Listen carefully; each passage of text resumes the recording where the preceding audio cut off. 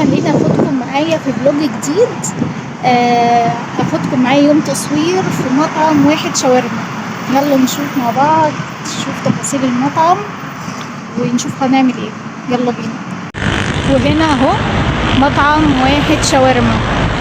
طبعا انا جاتلي دعوة من المطعم دوت ان انا اجي اصور المكان من المطعم نفسه. وده شكل كده المطعم من بره.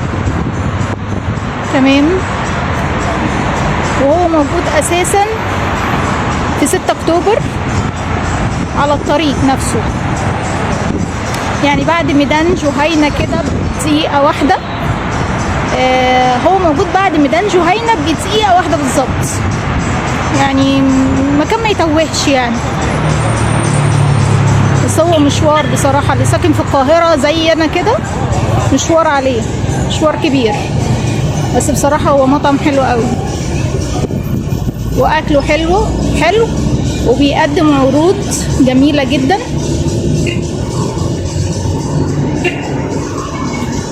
وفي كمان تصوير في حاجة كده، واحد بيلبس لبس زي مش عارفة فطوطة أو بوجي أو كده يعني، وبعد كده بيتصور بقى مع الأطفال وبيتصور مع الكلاين اللي موجود. تعالى أوريكم بقى المنظر من جوه وشكل المطعم من جوه. يا بابا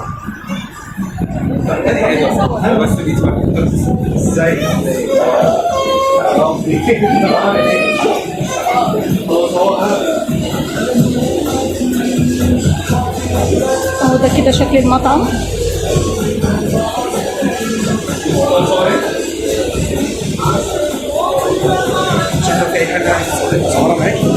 خلاص اوكي تمام. خلاص تعالى. خلاص ماشي. طب البس كده عشان اصورك فيديو بيها عشان انزلها على اليوتيوب برضو. ماشي. هنعمل ايه؟ كده انا هبقى اصور دوت على اليوتيوب. ماشي. فانا عاوزه اصور ديت فيديو. هنا بيتصور، اي حد بيجي هنا يتصور معاه وكده، بيبقى بياخد شطات لذيذه وجميله.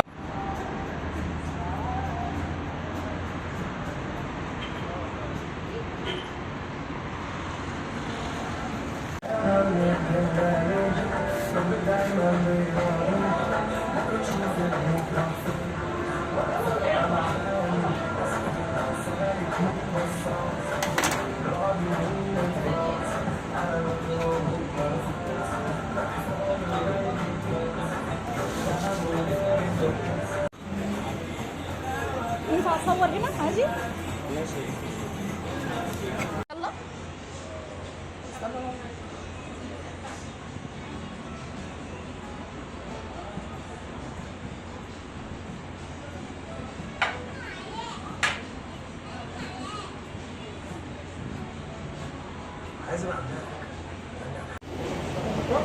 يلا يا عاطف.